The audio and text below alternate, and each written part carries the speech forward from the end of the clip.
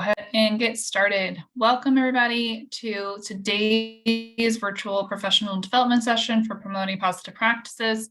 Today we're going to be looking at addressing challenging behavior with the prevent, teach, reinforce model. Today's session is going to be a very brief overview of this model. So not everything will be addressed in this training. The prevent, teach, reinforce model is a lengthier training, and but if you have any questions or need further supports after today's training, feel free to reach out. We are going to go ahead and get started. The content for today's session is going to be from our pyramid model project. And so pyramid model project is a structure to support children's social and emotional development in early childhood settings. And with the different tiers of the project, we are trying to focus on prevention of challenging behaviors and promotion of replacement behaviors. So this will include things like preventing challenging behaviors by involving children in those appropriate activities, having a nice solid schedule, ensuring that our expectations for activities are appropriate, making sure we have that transition routine so the kids have time to end their play, and teaching those expectations. Hi, Miss Jolise, good to see you on today. It's also critical to teach all children social emotional skills and to individualize instruction and support for some of our kids who do have some social emotional skill delays. We do find that when behavior is challenging, we can use evidence-based strategies to reduce the behavior. So those are going to include that redirection or reminding them of behavior expectations.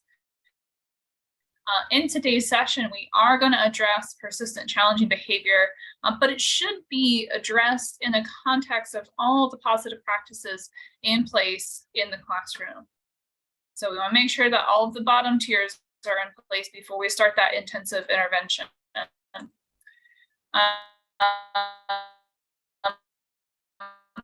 We do know, though, that even with nurturing high responsive relations, targeted social emotional supports, we know that even still, with all those preventions in place, we are still going to have some kids that need further support.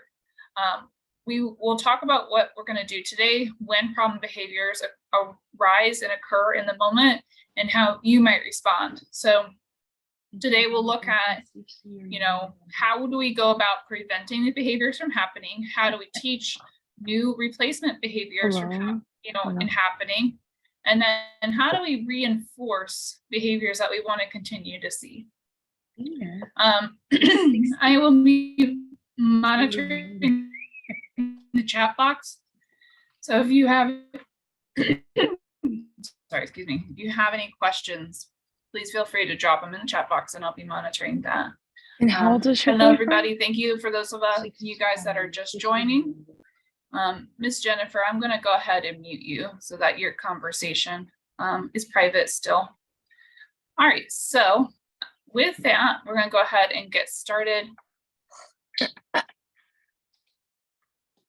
When we think of challenging behaviors, there are going to be some essential practices that we want to make sure that we're using in our classroom. Hang on just a second.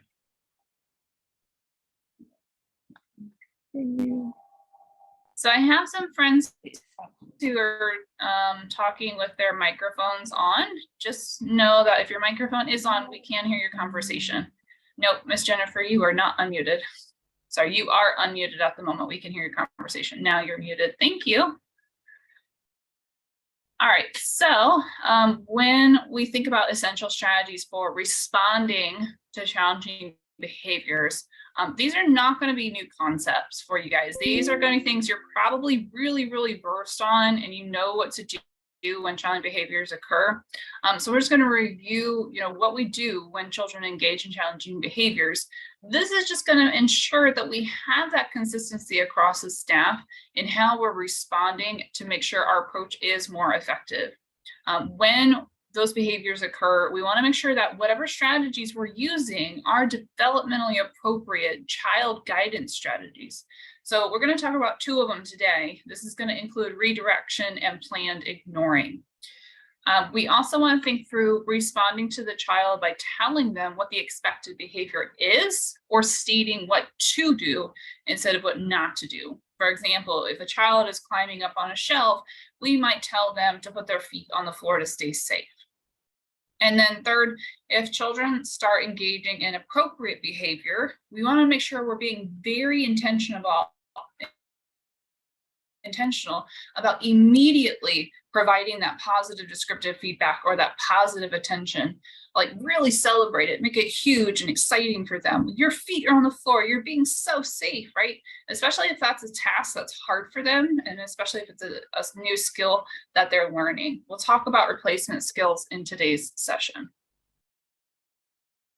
All right, so redirection is going to be one of our strategies that we can use to guide a child who is using inappropriate behavior to more appropriate behavior. And this is going to happen by us doing a couple of things. We're going to want to make sure that we stay calm and interrupt the behavior using minimal attention, discussion, or emotion. Sometimes when we look at the functions of behavior, they use that specific behavior to get attention and to get a response, an emotional response out of us. So by staying calm and using minimal attention and emotion, then we are not going to be feeding into that function of possibly them using that behavior to get our attention. We also want to make sure that we are stating what the child could do that would be an acceptable behavior. For example, if a child is banging a car into another child, we from hitting the other child and say, roll the car gently. You can even model what to do.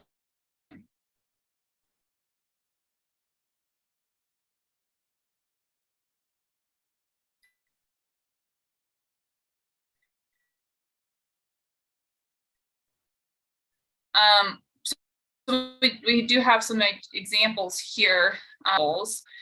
So if a child takes another child's toy, we might offer a more appropriate social skill. What would be an example of a social skill that we can teach that child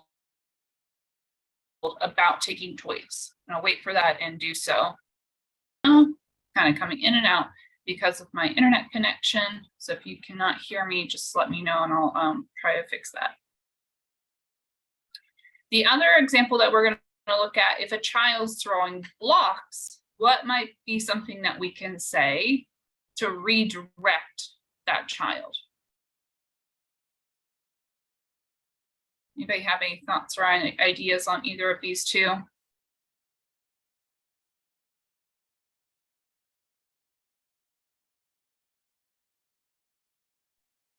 I have an idea. Would Okay. it be considered, you could demonstrate how to play with the blocks? Oh, to demonstrate, I guess, how to, yeah. And like, Yes. well, yes, I'm reading for the toy. So if a child takes another child's toy, you could say, hey, let's say Anna was playing with this. Let's play with something else, and if you can give this back to her because she was playing with it first, and we need to use our kind words, and you can ask her to play with you, or you can ask her if you can have it, but if she says no, you can play with something else because we have more options over here on the carpet to play with. Yeah, Jennifer, you gave a lot of great examples in that response, and thank you for going ahead and taking a chance and speaking up on these examples. Yeah, you said a couple of different things. You said asking, having them give the car back and use their words to ask for the toy and ask for a turn. And then you also said, even if the girl said no, that she couldn't have the toy, then we're going to wait for our turn there and we're going to go find something else to play with. There was a couple of great responses that you gave, and you talked about, kind of guiding the child through those different solutions with asking for the toy, Also noting that the other child can say no. I think sometimes we get so caught up as teachers in like trying to teach sharing that sometimes we try and force that sharing. But it's okay for them to say no. It's okay for them not to share something. And if they aren't going to share, let's do something else while we wait our turn for that item that we so desire. Thanks on that, Jennifer. That was great. And then, like you said, for the blocks, showing them an example of something that they could do with those blocks instead of throwing. And Miss Carrie in the chat box said, I say that we stop, take some deep breaths on each party to calm down, tell both friends that whomever had it first will have the toy, we'll set a timer. Yes, timers are a great resource for taking turns and teaching that social skill of waiting. And Miss Claudette said she liked what Bonnie said. Perfect. All right. So here are some examples of some other things that we could say. You can trade toys with Serenity. Hi. How's your mom feeling? She's Miss Irma, I'm gonna mute you just so that your conversation stays private. There we go. All right, we can also say like with the tool, with the blocks, like what Miss Jennifer said, let's build. You put your block here, right? Engage them in that activity and show them what to do with those materials instead. Sometimes giving them choices too, especially if we're trying to redirect.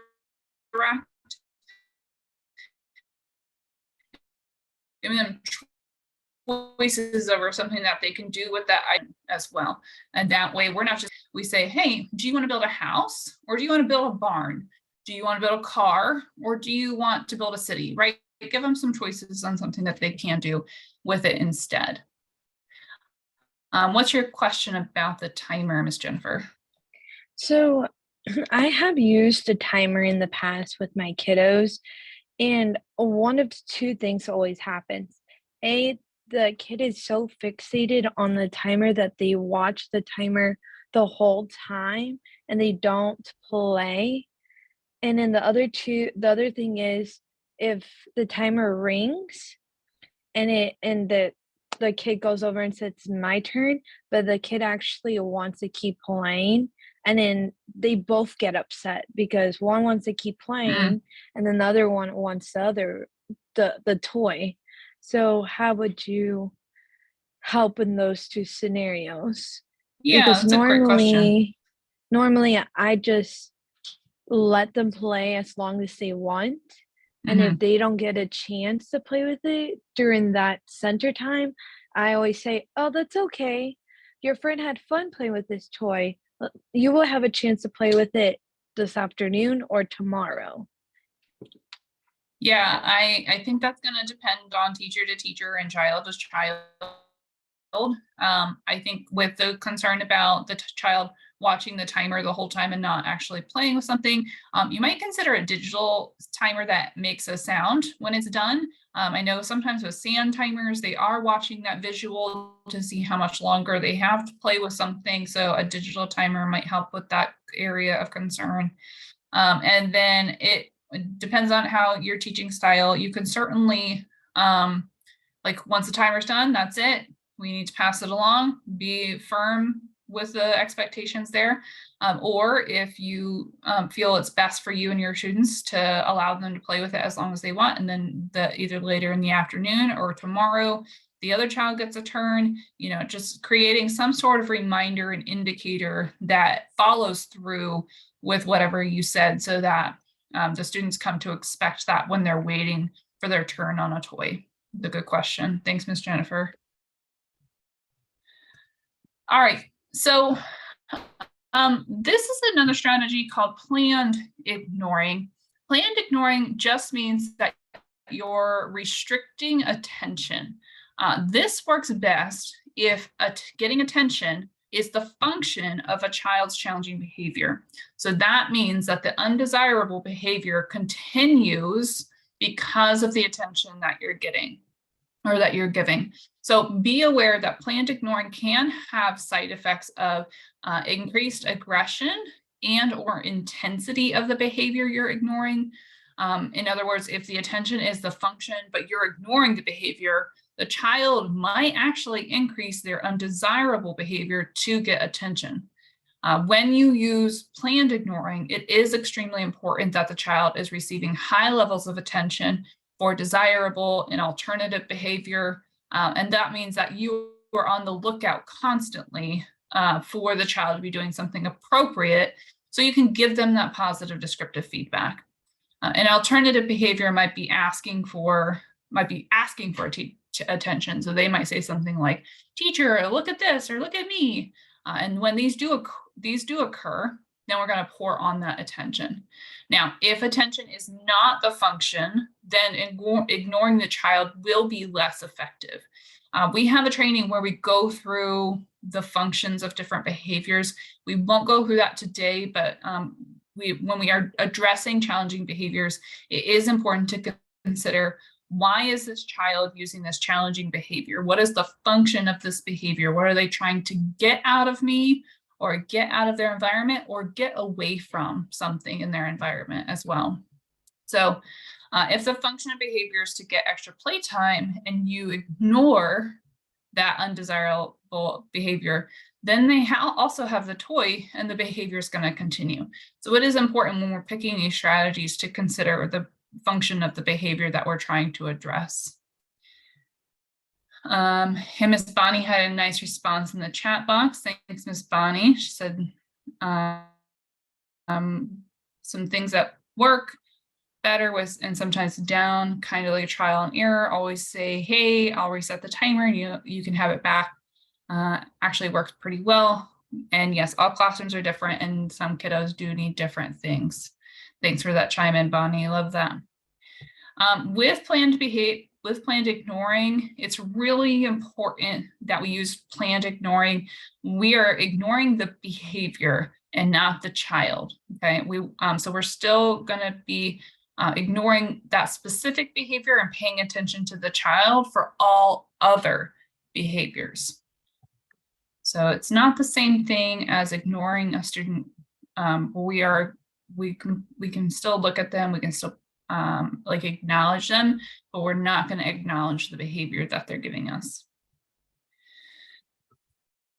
So these are also some examples. If another child is hurt, we might attend more to the victim. The teacher would provide brief redirection to the child exhibiting that challenging behavior.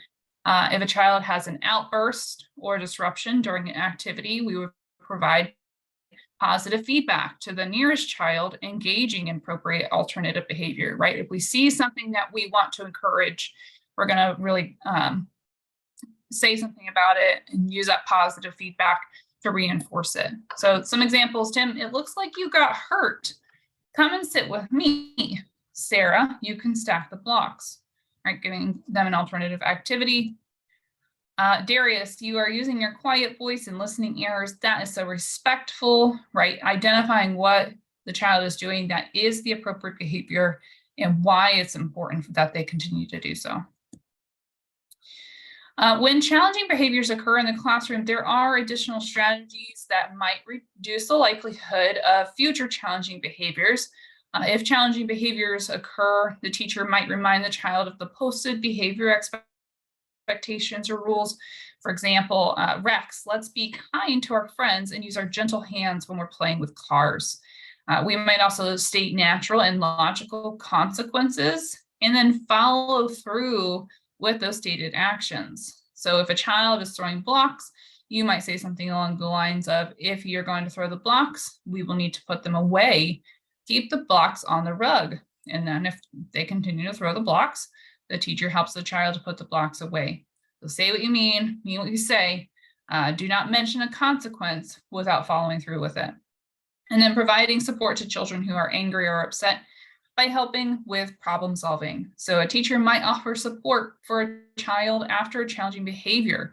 When the child has calmed down, the teacher walks the child through the 4 problem solving steps, right? So the teacher says, "Let's think about what the problem was. How can you do that again when the computer center is full?" The teacher can help the child evaluate the situation and then help the child select a solution. Again, all of the practices that we're going to talk today about are best practices. Some of them take more time and intentionality than others. And again, these are best case scenarios that we're addressing in the training today. We might have kids that we try 3 or 4 different strategies with challenging behavior, and it's really hard to work with them. Today, we're just going to be talking about, how can we prevent those challenging behaviors from happening? How can we teach new skills, and how can we reinforce those new skills? Every kid that we support with challenging behaviors is going to look differently in how we support them. All right, we're going to go into a quick breakout room for about 5 minutes. We're going to have a quick conversation about what are some challenging behaviors you're currently addressing in your classroom. What are some strategies you currently use to address those challenging behaviors, and how do families help or hinder addressing challenging behaviors in your classroom? So it's just going to be 2 groups that we will split up, and let's create these. We're going to be in them for about 5 minutes, and then we'll come back. Any big items that are discussed, we'll have an opportunity to share it then. So you may have any questions before we go into the breakout rooms.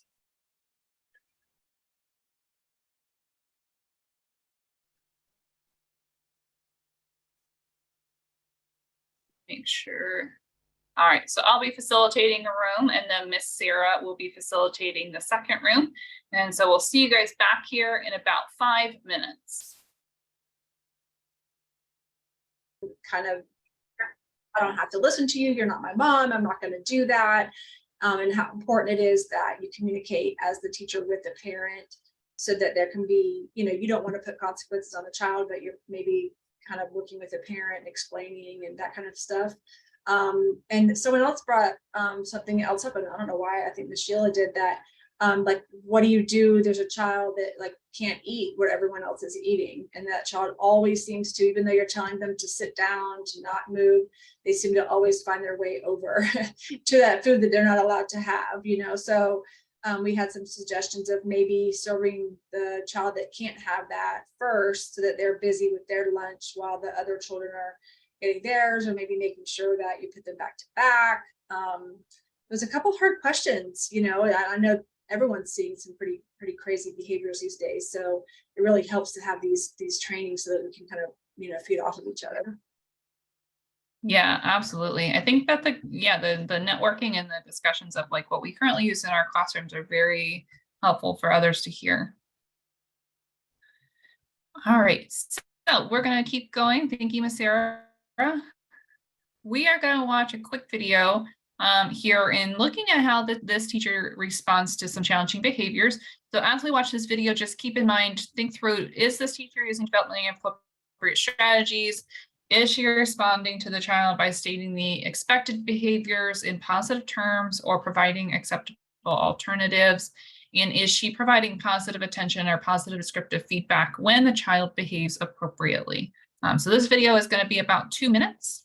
And so we're looking for, in this video, the child in the purple grabbed the yellow square from the other child and poked her in the eye in the process. So let's watch this video real quick and see how this teacher handles this. And let me know, it is going to take about 10 seconds for the video to start, but let me know if you guys cannot hear it well.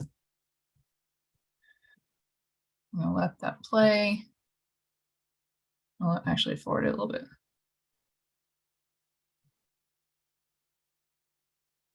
There we go. Your body was sitting on it. I saw it. Oops, sorry. I know that makes us sad when you don't get what you want. There are other colors. And, Laura, there is a spot by Katie. You can sit not on a color either. Okay? Because you have this. You have this one to sit on. Okay? So I'm gonna start group. Let me know if you need anything else, but I think you can do it. Okay? Sandy came to have my water. Yeah. Oh, and if your pointer finger knows where to point, let's point to the pictures too. You know what, Miss McCall? What's that? I think the pointer finger. Okay, is anybody gonna point with me? Yeah, Katie is. Here we go.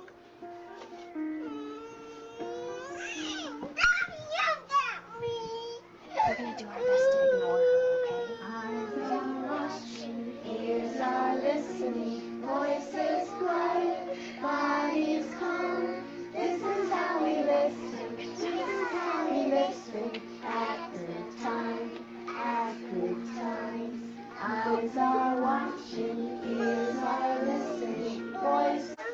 has her hand up. What is your question, Katie? Mine is not. Problem helper. Katie says she likes being the problem helper. I like when you're the problem helper too. Friends, if Katie's the problem helper, what can we ask her to do for us today?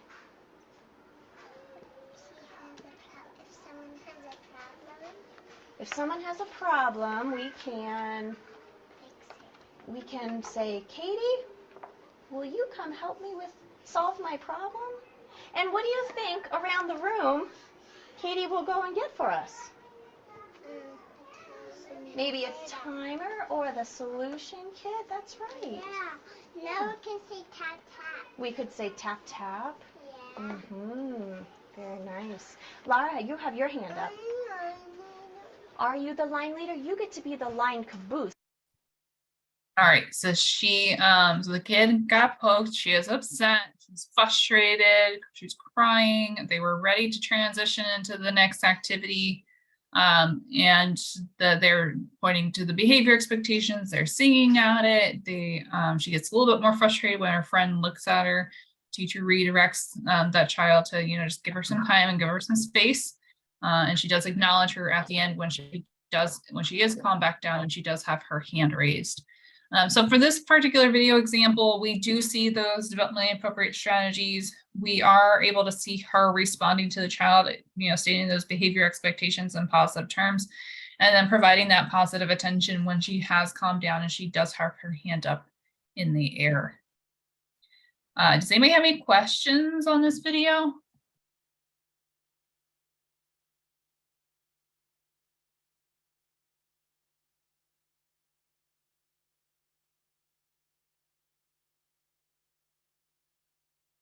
Responding to a chat real quick.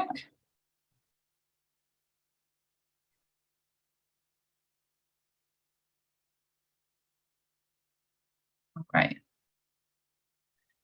We're gonna watch another one. This video is gonna be a little bit longer. This is about 4 minutes. This one I think is probably one of my favorites. You'll definitely see which child is having the challenging behaviors here, and I'm sure that all of us have seen this at some point in our classroom. Once again, we're going to look and see, does this teacher use developmentally appropriate strategies to redirect him? Is she responding by stating those expected behaviors in a positive way or providing positive, acceptable alternatives? And then is she providing positive attention or positive descriptive feedback when he does behave the appropriate way? So this video just has some really, let's go back. This video has some really nice strategies in here. Let me see if I can make this go any louder. Oh, hang on, let's try this again. See if that helps. All right, let's give this a go. This is really good. This is good? You like it? Yeah, we want to taste it. Oh!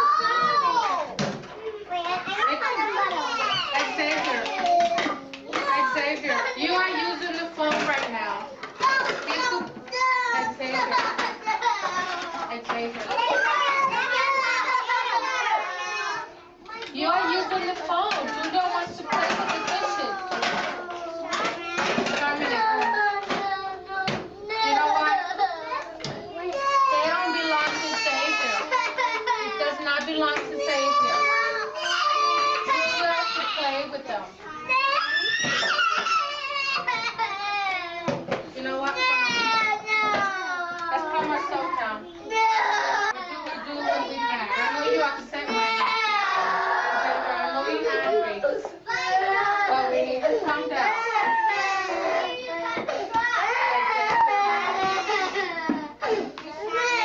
When you calm down, we can talk. You have to calm down first. You want to go back to home, baby? You have to calm down. Gonna pause real quick. How many of us have had a kid like this before?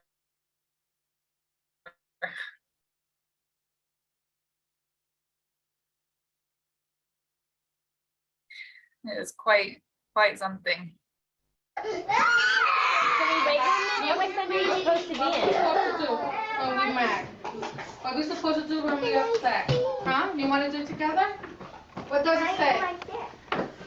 Take 3. I'm messing up my dishes. We need to calm down. I want you to get relaxed, just like that. When you relax, then we will go back to home living.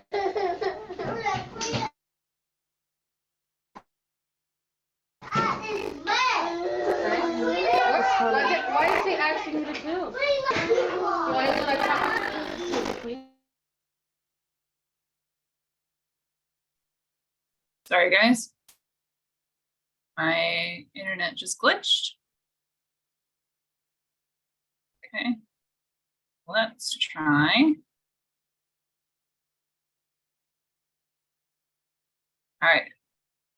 So I'm going to pause our video there. I'm having some internet technical difficulties.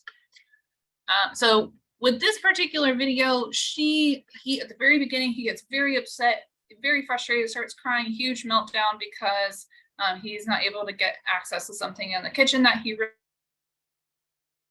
really wants.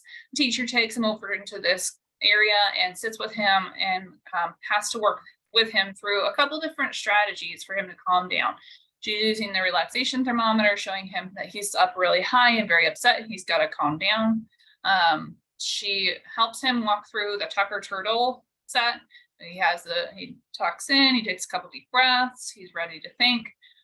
He actually does a breathing exercise with her, smell the candle, blow the pinwheel. And when he is calm, after about another minute of this, he does go back and join the rest of the group. So there's a lot of different strategies here. They are developmentally appropriate.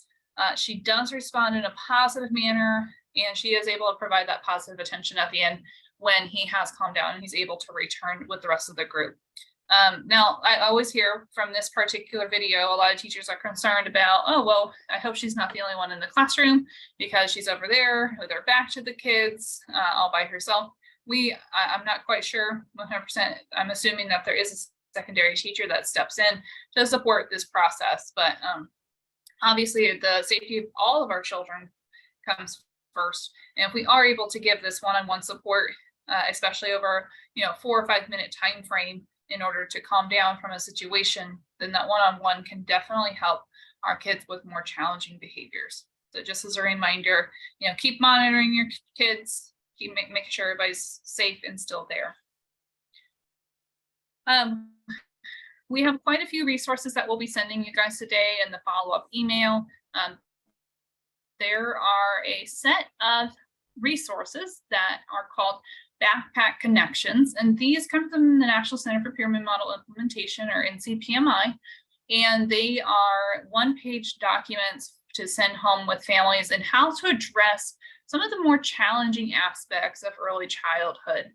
So things about giving clear directions, things about how to stop biting, how to stop hitting, how to understand the meaning of challenging behavior, how to avoid meltdowns, how to teach new skills and expectations. There's a whole series of these things that address social skills, emotional skills, and we'll be sending a few of those in the follow-up with the resources from today.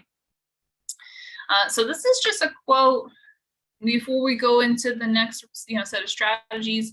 The use of these response strategies is intended to reduce the likelihood of challenging and intentional attention to teaching social skills and emotional competencies.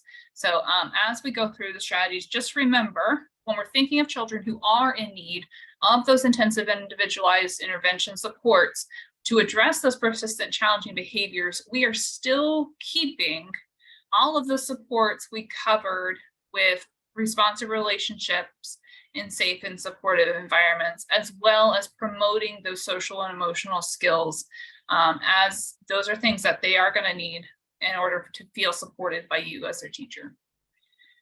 Safety net procedures. Safety net procedures are going to include a couple of procedures when things just aren't going well.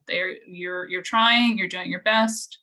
Yes, Julie, so I will definitely be sending the flyers about the backpacks for sure. Safety net procedures are going to include some steps and processes to make sure you've already thought through with your coworker or with your director. And these are include things like if a child is in danger of harming himself or others, how are we going to address safety first?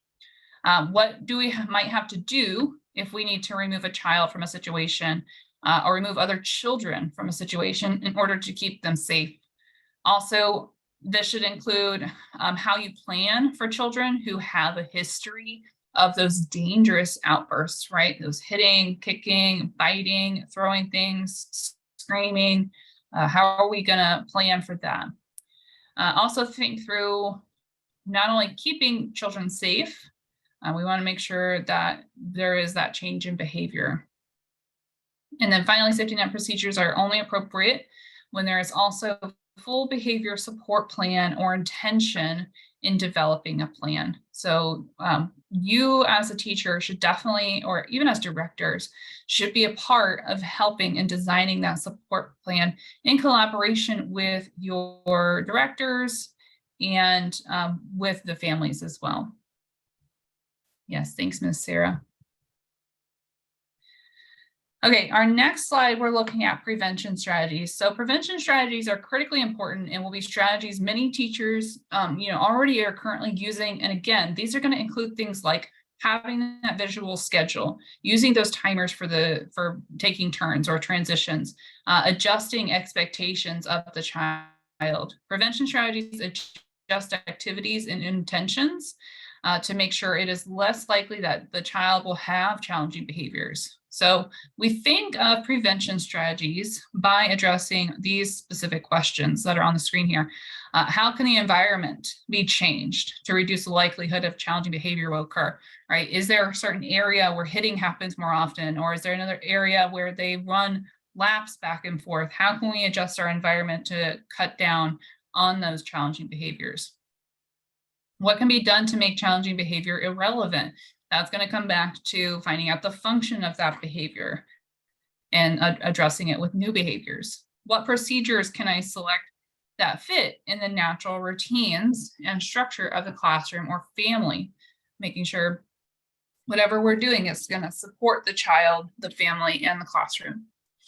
How can I build on what works, right? So come from a strength-based approach. How can we use the child's strengths in order to address the challenging behaviors? And then what can be done to help the child not respond to the trigger or change the trigger so it does not cause challenging behaviors? Again, we're not going to go through the session today on establishing the function of challenging behaviors, but it is important to identify so that you can find the trigger and either adjust the response to that trigger or avoid that trigger altogether. Some other prevention strategies that are listed here, we talked about a couple of these just a second ago. So modifying those expectations, materials and instruction, reviewing rules regularly throughout the day, especially when we're doing a new activity, using those choice, make sure we're giving choices, especially if we're trying to redirect. Do you want to do A or do you want to do B? And whichever two choices we give, they have to be something that the child can actually choose. We wouldn't want to say something like, you can either clean up or you're going to stay in here all by yourself, right? That's not a choice necessarily that the child can choose. They can't stay somewhere by themselves. We can say, I can help you clean up or you can clean up by yourself. Like that is a choice that they can make. Using their interests and preferences to help prevent the behaviors, using distractions, using visual supports. That might be a visual schedule, that might be visual behavior expectations, that might be visual scripted stories. Timers are great visuals here too.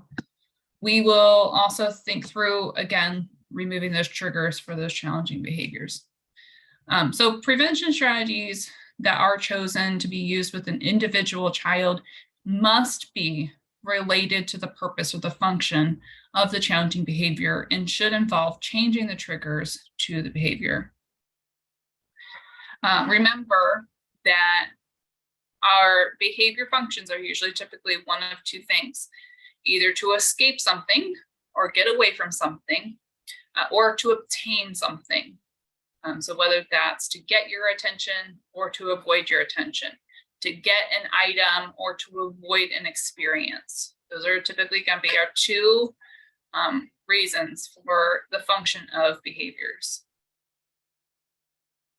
Teaching replacement skills. So we do want to know that, if we can't let children use challenging behavior to express their needs, how can they express them in ways that are appropriate?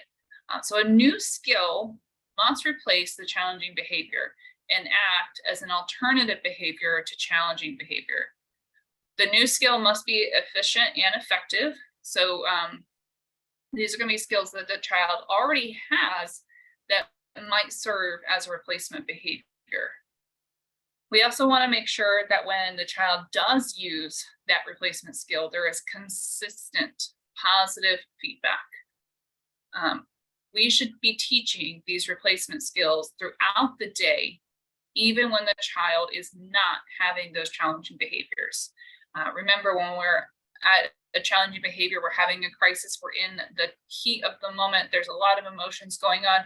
It's hard to learn something new or in that crisis moment. So once they're calm and throughout the day, teach that new replacement skill. And so these are some examples of some replacement skills we might use. So it might be a communication skill where they're asking for attention or telling someone how they're feeling. It might be a peer-related social skill, finding a solution, waiting for a turn, playing together. Self-monitoring reviews how they remember and respond to those behavior expectations and making sure that they are following the behavior expectations. Them acknowledging in themselves that they're feeling upset, so they need to calm down. Following routines or expectations that can be done with a visual schedule.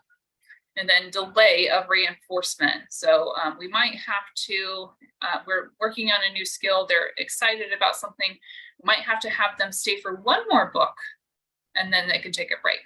Or if they've been working on a new skill and they're waiting to use it, we might extend the duration in which they're waiting for just another minute or two. So it says at the bottom, in 5 minutes, it will be your turn for the computer. So note that the replacement skills that are taught to an individual child, again, must match the purpose or the function of the challenging behavior in order for it to be effective.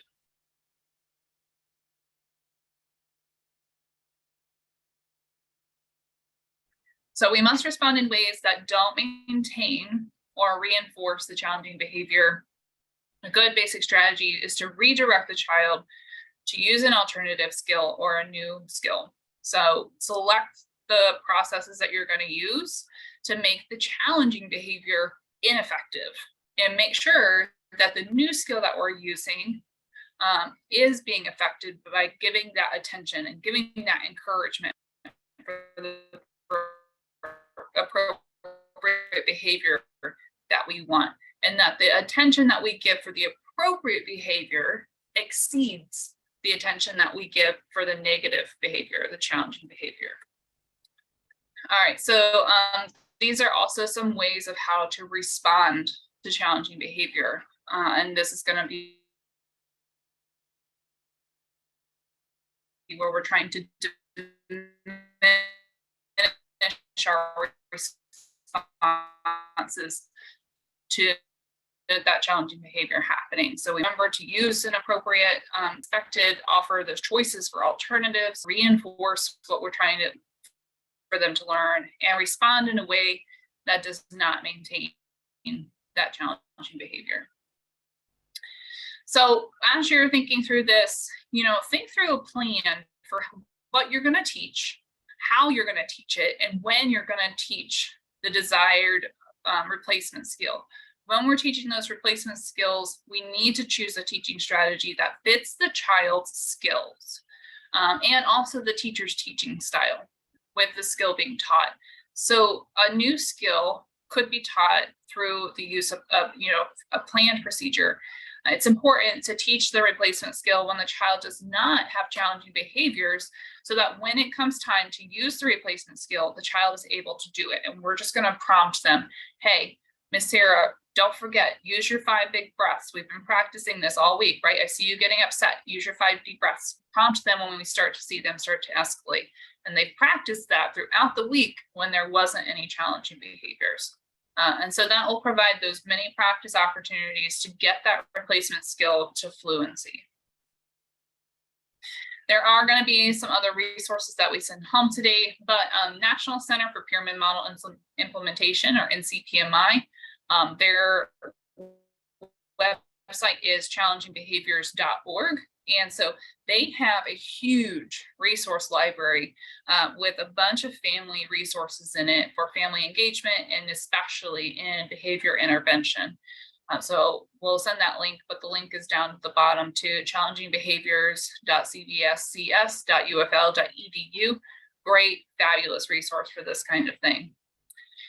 So we only have just a couple minutes left, but what I would like to do real quick, please go ahead and put in the chat box either one resource from today that you're excited to read more on, or a strategy that you heard that you would like to try out over this next week, or what additional concerns do you have? What are some supports you feel you need to address in challenging behaviors more effectively? Go ahead and drop that in the chat box, or if you want to unmute yourself and share one of those 3 items, please feel free to go ahead and do so. And I'll be watching.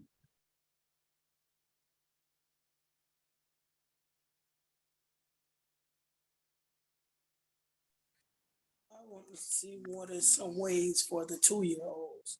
Like what's some things that we can do because they are new to us and I don't think they really grasp the fact of being like the older kids.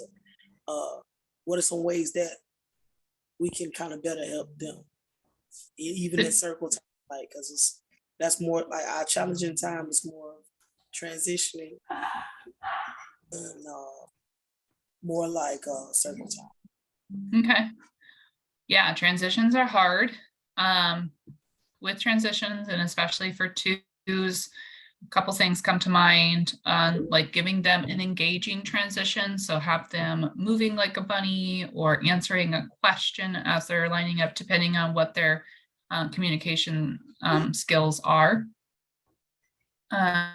Also, you can model behavior expectations at the beginning of circle time so that they see what it is you're expecting them to do.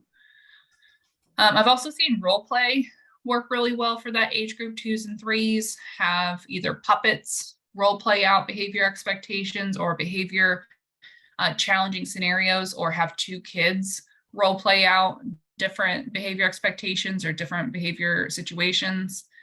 Those might be a good place for you to start. Yeah, we also do lining up. We do a choo-choo train, so they love that part of it. I just have to find some ways for it, like getting them to actually want to learn.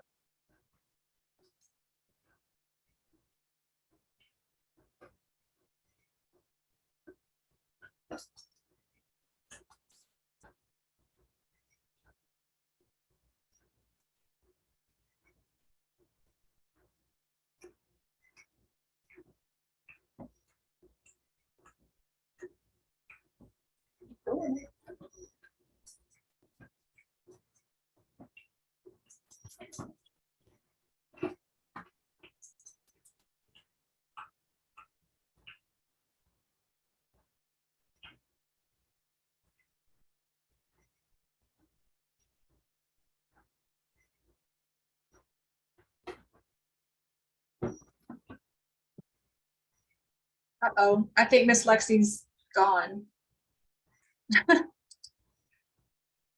I think she's working from home today and she's been having some internet issues. I was seeing that as we were meeting. So maybe her internet finally went out on her.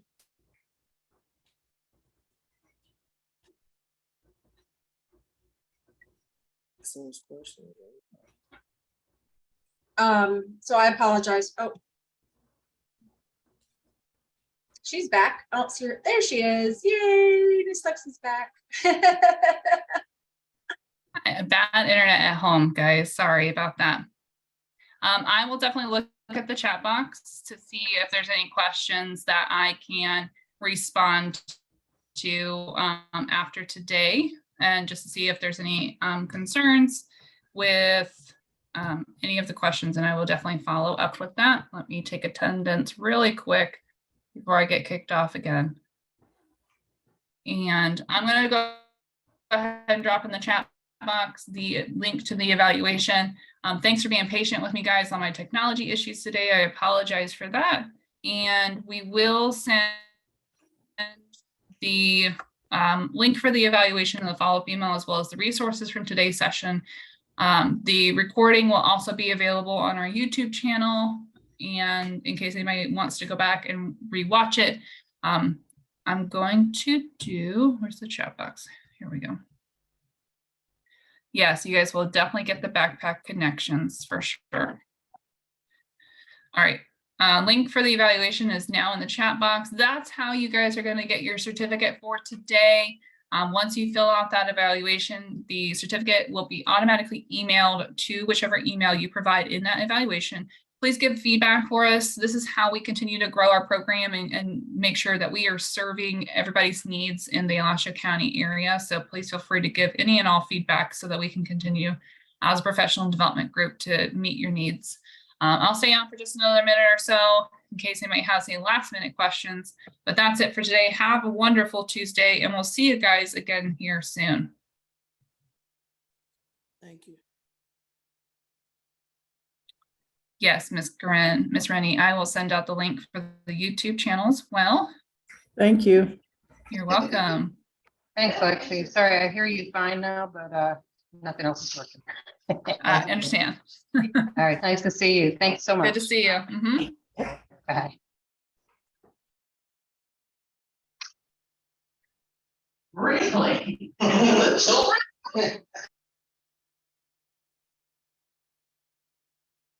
You are welcome, Sheila. You are welcome, Miss Mola. You are welcome, Alina. Good to see everybody on today. You may have any last minute questions. Sarah, thank you for your support today. I appreciate it. Of course, anytime.